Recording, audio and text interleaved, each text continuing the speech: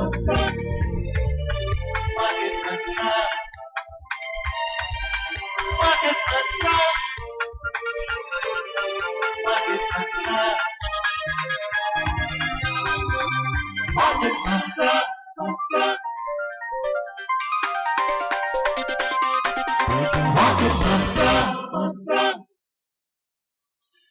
evening and welcome to the Sunday edition of Market Mantra, the program in which we give you a complete update on the economic news of the day.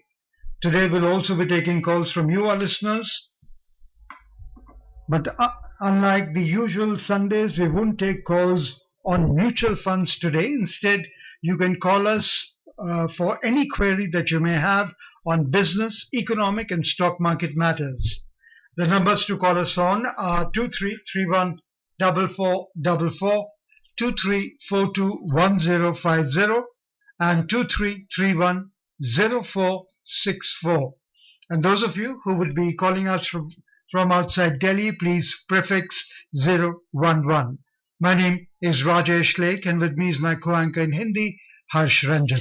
नमस्कार, हाजिर हैं market मंत्र के एक और ताजा अंक के साथ। इस कार्यक्रम में जैसा कि आप जानते हैं, देश विदेश की आर्थिक खबरों पर हम चर्चा करते हैं, नजर डालते हैं प्रमुख अंतर्राष्ट्रीय शेयर बाजारों पर, बात करते हैं बीएसई और एनएसई की भी।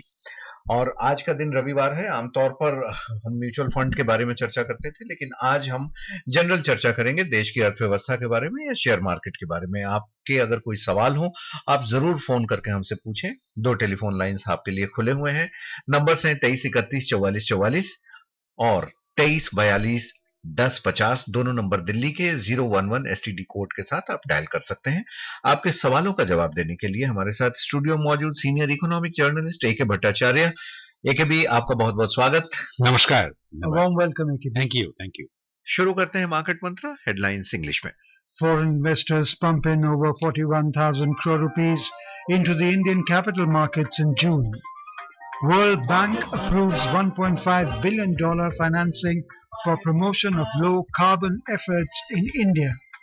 And global crude oil prices jump over 6% this month. Experts predict Brent to remain around $90 a barrel in the near future. जून महीने में विदेशी संस्थागत निवेशकों ने भारतीय पूंजी बाजारों में 41,000 करोड़ रुपए से अधिक का निवेश किया। विश्व बैंक ने निम्न कार्बन ऊर्जा विकास कार्यक्रम में भारत की आर्थिक सहायता के लिए दूसरे चरण की $1.5 अरब की सहायता राशि जारी की। और जून महीने में कच्चे तेल की अंतर्राष्ट्रीय कीमतों में 6% से अधिक का उछाल। ब्रेंट $86.41 पर पहुंचा। $90 के आसपास रहने की उम्मीद विशेषज्ञों ने जताई।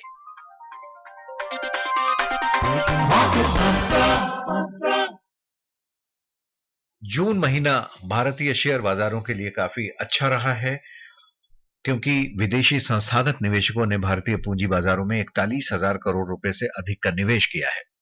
एफपीआई ने 26,565 करोड़ रुपए इक्विटी बाजार में निवेश किए, जबकि लगभग 15,000 करोड़ रुपए ऋण बाजार में लगाए। इससे पहले मई महीने में विदेशी निवेशकों ने 25,000 करोड़ रुपए से ज्यादा वापस निकाल लिए थे। अप्रैल में भी विदेशी निवेशकों ने 8,700 करोड़ रुपए वापस खींचे थे। हालांकि मार्च का महीना विदेशी निवेश के हिसाब से बेहतर रहा था, क्योंकि निवेशकों ने 35,000 करोड़ रुपए निवेश किए थे। साथ ही फरवरी में भी 1,500 करोड़ रुपए से अधिक का निवेश हुआ था। जनवरी में आउटफ्लो 25,500 करोड़ रुपए से अधिक का रहा। इस प्रकार इस साल अब तक ऋण बाजार में कुल विदेशी संस्थागत निवेश 68,624 करोड़ रुपए का हो चुका है। योगेश हमारे साथ जुड़े हुए हैं, पहले उनको ले लेते हैं। हमारे आज के कॉलर हैं, इसके बाद हम चर्चा करेंगे एफपीआई पे अपने एक्सपर्ट के साथ। लेकिन पहले योगेश, आपका स्वागत। क्या सवाल है आपका? जी, आपका बहुत बहुत शुक्रिया। आप सभी को नमस्कार। सर, मेरा सवाल अमित जी से ये है कि ये नई टैक्स रिजीम जो है, क्या ये कंजम्पशन ओरिएंटेड ना मानी जाए, क्योंकि इसमें कुछ छूट वगैरह नहीं है। और क्योंकि पहले वाली इसमें तो हम इन्वेस्टमेंट कर सकते थे, बट इसमें कुछ ऐसा है नहीं। दूसरा सर एक सवाल है मेरा, थोड़ा सा ये डिफरेंट सवाल है, बट क्योंकि कॉर्पोरेट कर्मचारी को जब अप्रेजल का टाइम आता है, इंक्रीमेंट का टाइम आता है, तो कितना % उसको आइडियली होना चाहिए, वो कैसे वो जस्टिफाई कर सकता है नेगोशिएशन के टाइम पे? जो कॉर्पोरेट की जो सवाल आपने उठाया है, उसमें 2 मुद्दे आते हैं। पहला मुद्दा जो है वो जनरली इंडस्ट्री वाइड एक ट्रेंड होता है, हर साल में वो ट्रेंड बदलता रहता है। जैसे सर्विसेज सेक्टर में या मैन्युफैक्चरिंग सेक्टर में, स्पेशल इंडस्ट्री में, जैसे कोई इंजीनियरिंग सेक्टर हुआ या पावर सेक्टर हुआ या बैंकिंग सेक्टर हुआ, उन सेक्टरों में एक ओवरऑल एक ट्रेंड होता है कि कितना परसेंट ओवरऑल इंडस्ट्री इंक्रीमेंट होनी चाहिए। एक तो पहली बात वो है, वो ओवरऑल ट्रेंड होती है। मान लीजिए किस साल वो 9% होगी, किस साल वो 10% होगी, किस साल वो कभी कभी 15% भी हो सकती है। और इसके साथ जुड़ा रहता है इन्फ्लेशन रेट, कि कितना इन्फ्लेशन रेट उस साल में रहा है, पिछले साल में। क्योंकि इन्फ्लेशन रेट, ये जो आपका जो इंक्रीमेंट रेट है, उसके अंदर इन्फ्लेशन जुड़ा हुआ होता है। और दूसरी बात जो जो मुद्दा जुड़ा हुआ है इसके साथ, ये है कि आपकी जो कंपनी जो है, वो कंपनी कैसी परफॉर्मेंस दे रही है, उसकी प्रॉफिटेबिलिटी कितनी है, उसकी अर्निंग्स कितनी है, और उसके हिसाब से वो जो इंक्रीमेंट जो है वो आप बात कर सकते हैं या कंपनी तय करती है। तो दोनों चीज, इंडस्ट्री ट्रेंड और कंपनी की परफॉर्मेंस, दोनों चीज ये डिटरमाइन करती है कि एक एम्प्लॉई की फाइनल इंक्रीमेंट कितना होगा। इसमें नेगोशिएशंस का स्कोप इतना ज्यादा नहीं रहता है मेरे हिसाब से। But what about the employees' performance? Of course, there is important as well. that is the third element, which is also important. But there is an industry trend, there is corporate performance, and then there is an individual performance. There is an issue there, which you rightly pointed out, that many companies have introduced a variable component in your package. The increment is also split under. One is the variable component, which is linked to the company's performance, and other is the performance link, that your performance. And what I said about the industry trend is a broad marker. जी, और इनका पहला भी सवाल था कि भी वो ये था कि जो न्यू टैक्स रिजीम है, क्या वो स्पेंड ओरिएंटेड है, कि चाहती है सरकार कि आप स्पेंड करें क्योंकि उसमें कुछ बचत करने का? जरूर इसमें कंजम्पशन का एक जरूर एक ट्रिगर है उसमें, नई न्यू टैक्स रिजीम में, क्योंकि हालांकि वो ओल्ड रिजीम में आपका टैक्स रेट किक इन करता है 2.5 लाख की इनकम में, पर न्यू टैक्स रिजीम में 3 लाख में आती है। उनके जो टैक्स रेट्स जो हैं, वो टैक्स रेट्स कम है डिफरेंट स्लैब्स में, पर एग्जेम्पशंस बहुत सारे नहीं हैं। डिबेट ये ही चल रहा है अभी कि वो जो बाकी जो एग्जेम्पशंस जो हैं, वो कब तक रखनी चाहिए या कैसे उनको फेज आउट किया जाएगा। पर इसमें तो कोई दो राय नहीं है कि जो नया टैक्स रेजिम जो है, वो कंजम्पशन को बूस्ट के लिए है। वो किस तरह से आपके पास जो डिस्पोजेबल सरप्लस जो है, एक एम्प्लॉई को, एक इनकम टैक्स पेयर को, वो अगर डिस्पोजेबल सरप्लस अगर ज्यादा होता है, वो किस तरह से वो जाकर वो एक दो चीज होती हैं, एक तो वो सेव कर सकता है, बैंक में डिपॉजिट डाले, फिक्स डिपॉजिट। दूसरी बात है वो स्टॉक मार्केट में इन्वेस्ट करे, और तीसरी बात ये कि वो मार्केट में जाकर खर्चा करे। ये तीनों चीज इकोनॉमिक ग्रोथ को बढ़ावा देती है। Joining us from Mathura is Tarun. A warm welcome, Tarun. Sir, मैं मथुरा से तरुण बंसल बोल रहा हूँ। जी, सवाल तो पूछो। मेरी एक सलाह है कि जैसे आपका कई बार संडे को म्यूचुअल फंड का प्रोग्राम स्किप हो जाता है, मतलब नहीं आप कर पाते, तो उसे मंडे को कर दिया करें, जैसे आप मंडे को ये प्रोग्राम करते हैं। अच्छा, दूसरा सवाल ये था मेरा सर कि ये एनपीएस में क्या चेंजेस आए हैं? अभी सुनने में आया है कि कुछ एक चेंजेस आए हैं एनपीएस में, और कोई अच्छा इक्विटी फंड बता सके जिनमें इन्वेस्ट कर सकूं मैं म्यूचुअल फंड में, अगर बता सके तो। On the question of the NPS, there has not been any change so far. The new pension scheme remains as it is. There is a committee, official committee in the finance ministry, which is looking into it. It is understood to have made certain recommendations.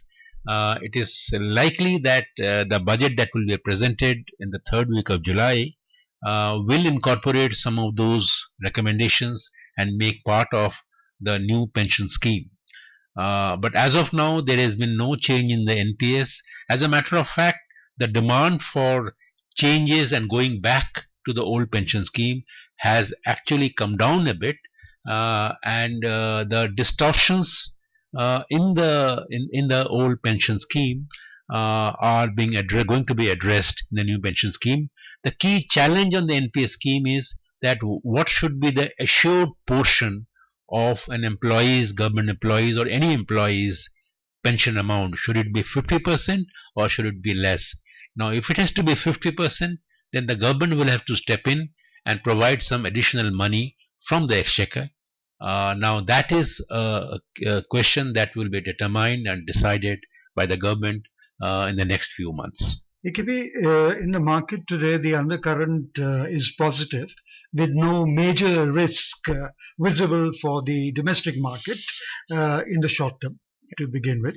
So all eyes, as you very rightly mentioned a while back, will be on the union budget. Proposals which will dictate the market in its medium term. What's your take on that? Well, yes, the budget is keenly followed and keenly watched, event in the calendar of any government. And as you would know, that this is going to be the full budget for the current financial year. The interim budget had been presented on February 1 earlier this year. Now, the key issue before it is twofold. The number one is what should be the fiscal consolidation path for the government. Now, remember, this is not as macroeconomic an issue as it is made out to be. Now, if the fiscal consolidation program is expedited or the targets are advanced, then it has got a huge bearing on the private corporate sector, because the moment that the fiscal deficit comes down faster than what it has been originally been proposed, like the interim budget had talked about 5.1% of GDP should be the fiscal deficit for the current financial year. And the target is to reduce it to 4.5% of GDP in 2025-26. Now, imagine a situation now, instead of 5.1%, if it comes down to 5% or 4.9% in the current year given in the budget. Now, immediately that much money, and that's a huge amount of money, available for the private corporate sector in the bond market. Now, they can use that money instead of that money being mopped up by the government system. They will be available in the corporate sector. So therefore, overall, the cost of money is likely to come down. So the fiscal consolidation path is a very, very important indicator in the budget that will come. And it is not just for the government's health or the economy's health, but also of the corporate sector's ability to spend more money at a lower cost, because the interest rate will be lower. The second big issue would be that how much money the government needs to spend on creating further infrastructure. Remember, the government has been spending a lot of money on what is called the capex, the capital expenditure, essentially to create new infrastructure. A lot of money in the last 3 years, post-COVID particularly, from around 3 years ago, it was around 4 lakh crore, then it went up to 7 lakh crore, and last year it was 7.5 or 9, and the current year proposed is to 11 lakh crore. Now, how should the government distribute that money across different sectors, and to what extent the states can be encouraged to take a bigger role in implementing the money. Please remember, the center may be spending that money, but if the states can multiply that effort, the overall multiplier effect on economy will be huge. So these are the two major things. And of course, you have the issue about whether there will be some tax rate tweaks, some tax reforms, whether there will be the import tariff will be calibrated further, lower down or not. So these are the other issues that will come up in the budget, which is why budget is the keenly awaited document. So if you have any query related to economy, business and stock market, then you can call us at 2331-4444, 2342-1050. We have senior economic journalist A.K. Bhattacharya with us, and we are waiting for your calls. एक भी जैसा हमने पहले एफपीआईज के बारे में बताया था, जून महीना तो काफी बेहतर रहा है, लेकिन ओवरऑल अगर मार्केट की बात करें, चाहे वो डीआईआईज हों या एफआईआईज हों, अगर इस साल अब तक देखें मार्केट में जो कैपिटलाइजेशन है 1 ट्रिलियन से ज्यादा अब तक बढ़ा है, जो कि एक ह्यूज फिगर है। साथ में जून महीने में भी हमने देखा कि 6% के आसपास मार्केट की ग्रोथ हुई है। क्या मार्केट अब यहाँ पे बजट के बाद आप देखते हैं कि एक कंसोलिडेट कर रहा है या और लगातार अभी आगे बढ़ता रहेगा? देखिए, जो इस वक्त जो हो रहा है जून में, आपने जो जो जिक्र किया, ये मैं समझता हूं कि ये एक कंबाइंड रैली है। ये जो रैली, एक कारण तो है कि मार्केट का जो एक एक्सपेक्टेशन था गवर्नमेंट फॉर्मेशन से, स्टेबिलिटी वो फुलफिल हुआ है। उसी के लिए थोड़ा बहुत रैली हमें चल रहा है कि stable government, continuation of the same government in the same policies, further confirmed by the president's address in which she talked about how the policies will be continued, historic steps will be taken in the budget, competitive and cooperative federalism will be followed. So ये सारे factors काम कर रही हैं इस rally के पीछे। और दूसरा जो है वो है कि एक बजट आ रहा है, वो एक प्री बजट रैली भी हम कह सकते हैं। और तीसरा जो तो कॉर्पोरेट सेक्टर का जो हेल्थ जो है, it is not just question of banks की जो आप रिसेंटली जो एफएसआर से रिपोर्ट जो आई है, उसमें आप देखेंगे कि रिकॉर्ड लेवल जो एनपीए आकर 1.5 के नीचे आ गई है, काफी कम हो गई है, रिकॉर्ड लेवल। सो सारी बैंकिंग सेक्टर को देखेंगे या जो जो टॉप कंपनीज की जो अर्निंग्स ग्रोथ जो है वो अभी भी काफी हेल्दी रेट में बढ़ रही है। हालांकि प्रॉफिट मार्जिन में थोड़ा स्क्वीज है, पर ऑल दिस फैक्टर्स जो आपने कहा कि मार्केट को बढ़ने में और एक रैली मेंटेन करने में सहायक हुई है। बिल्कुल, कॉलर ले लेते हैं, फिर थोड़ी सी बात करेंगे इंटरनेशनल यूएस मार्केट की कि वहां भी चुनाव के पहले क्या होने वाला है। विजय थाने से हमारे पास जुड़ चुके हैं। विजय, आपका स्वागत मार्केट मंत्रा में। क्या सवाल पूछना चाह रहे हैं? टेलीफोन लाइंस के साथ अभी कुछ समस्या है, अभी वो जुड़ नहीं पाए। मैं आपसे ये जानना चाह रहा था कि अभी यूएस में भी इलेक्शन हो रहा है और दुनिया का चाहे कोई भी मार्केट हो, वो यूएस मार्केट से जरूर अफेक्टेड होता है। वहां रेट कट्स को लेकर क्या आपको लग रहा है, क्या हो सकता है और मार्केट का परफॉर्मेंस कैसा रहेगा? मुझे ये लग रहा है कि जो इलेक्शंस जो हैं, यूएस के इलेक्शन जो नवंबर में जो होने वाले हैं, उस इलेक्शंस में ये तय होगा कि जो यूएस की जो इकोनॉमिक पॉलिसीज जो हैं और यूएस की जो चाइना स्टैंड जो है उसमें कैसा परिवर्तन आएगा। ये एक मुद्दा जरूर स्टॉक मार्केट को ग्लोबली ये इम्पैक्ट करेगा। और दूसरी बात जो है, जो इंटरेस्ट रेट कट की बात, उसमें जो जेरेमी पावेल साहब का जो साफ साफ कहना ये है कि जब तक ना इन्फ्लेशन अंडर कंट्रोल ना आ जाए तब तक इंटरेस्ट रेट हमको कट करने की हम स्कोप को नहीं देख सकते। He seems to be quite firm on very firm on it. Yeah. Absolutely. And he is, higher for longer. That's the policy he has been maintaining. And this is, in a very, very, very peculiar way, you will see a similar strain that is coming from India's Reserve Bank of India governor also. Right. He is also following the same line. He's saying that inflation is a beast that is not yet come under fully control. So I think for the maintenance of stability in the market, these are very positive signs. Although the stock market players, and they might feel a little disturbed or worried that if the interest rates come down faster, then it might release greater energies in the capital market. But from a stability point of view, the post-financial crisis, global financial crisis of 2007-8, the kind of extra money that was released, now this inflation bout is an overall outcome of all the excesses that were committed in the last 20 years or so. So, EKB, the US stocks on Friday, yesterday, ended weaker after an early rally fizzled as investors digested the inline inflation data. And also, and I would like your comment on this particular aspect, weighed the political uncertainty after the US presidential debate.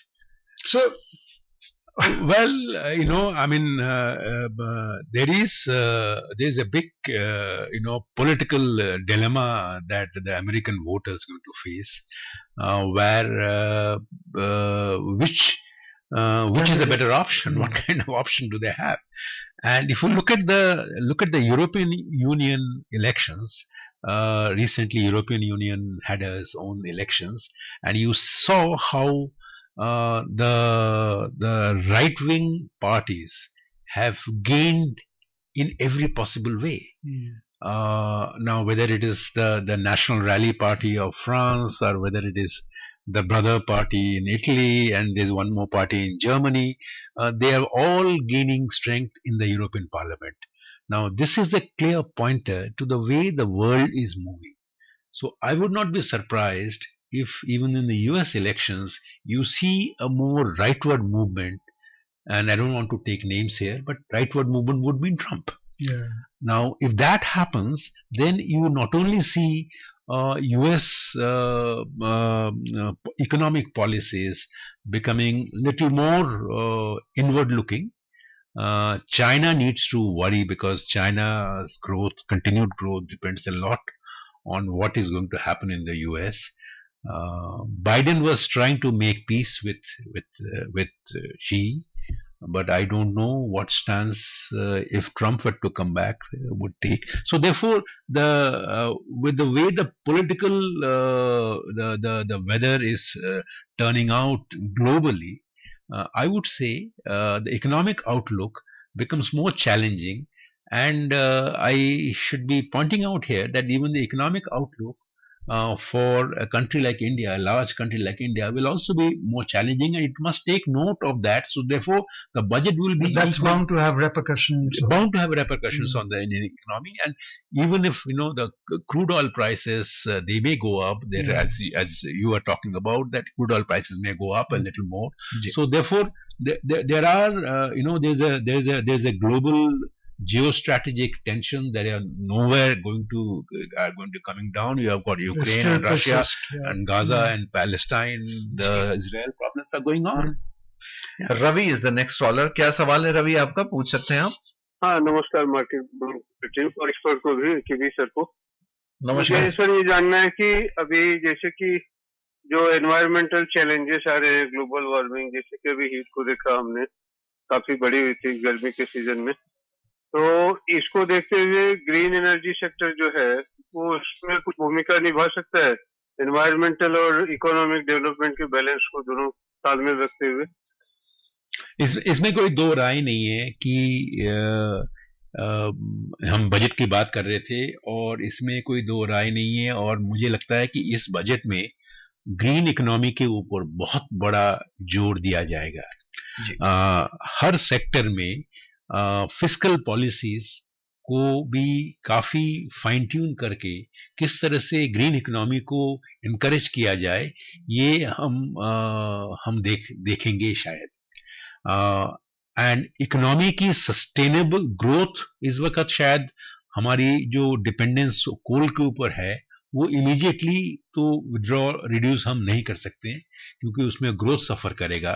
पर अगर एक साथ अगर मुझे लग रहा है कि जो ग्रीन इकोनॉमी, ग्रीन एनर्जी को भी फोकस देके, ग्रीन हाइड्रोजन के ऊपर फोकस देके और फिस्कल एनकरेजमेंट इंसेंटिव्स देकर उसको भी अगर हम ग्रोथ के अंदर एक ग्रोथ इंजन बना सके, तो long term sustainability of growth. We do have a story related to that. The World Bank has approved a second round of $1.5 billion in financing to help India accelerate the development of low-carbon energy. The financing is extended to promote a market for green hydrogen, electrolyzers, and increased renewable energy penetration. Earlier in June 2023, the World Bank approved the $1.5 billion for the first low-carbon energy pragmatic development policy operation.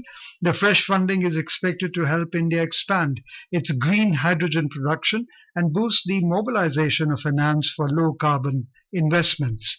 The development comes in the backdrop of India's ambitious national green hydrogen mission and energy transition targets. The center has set a target of achieving 500 gigawatt of installed renewable energy capacity by 2030 and reaching net zero by 2070. So, your comment? Yeah, absolutely. I mean, the target, it will take a lot of effort on our part to reach this 500 gigawatt target, because while I must say that the progress that we have made in the last couple of years, has been quite good, except that our renewable power segment, it requires some more policy support, so that the utilization of those facilities that have been created is better and more optimal. Satish from Delhi is with us. A warm welcome. Satish, please ask your question. My question is that you have just mentioned 11 lakh crore rupees of the capital expenditure.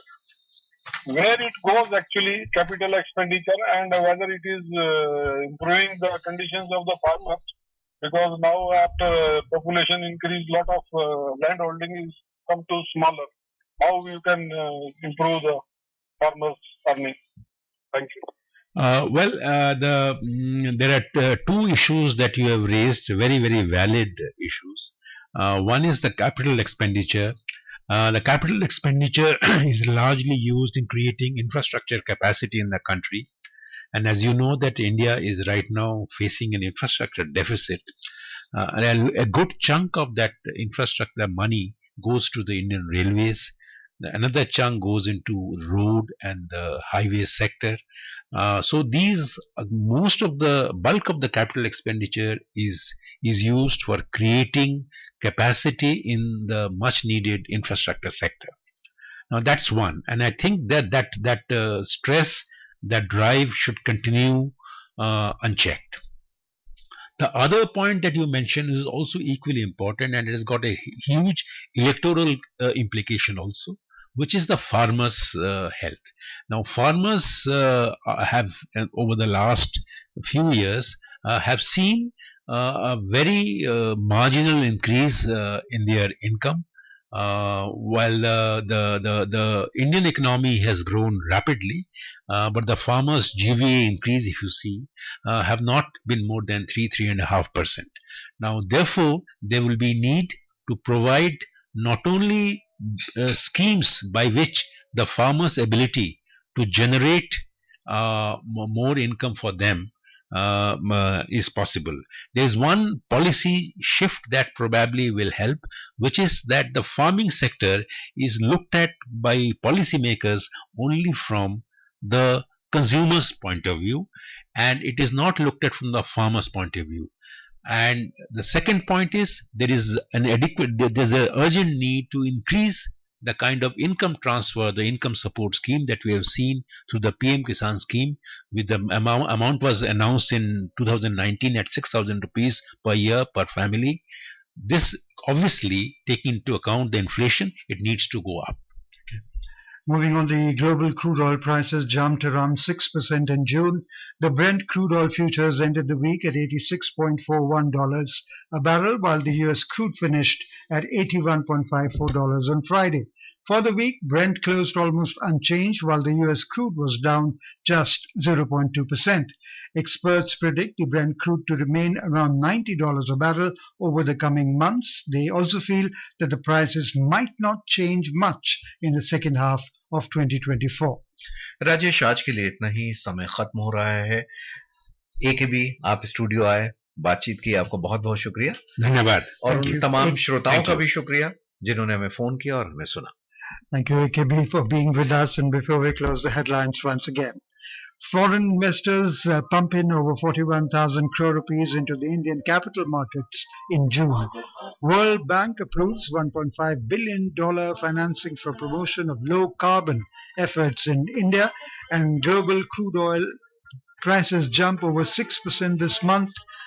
Experts predict Brent to remain around $90 a barrel in the near future. That's all we have in this edition of Market Mantra. Till tomorrow, goodbye. Namaskar.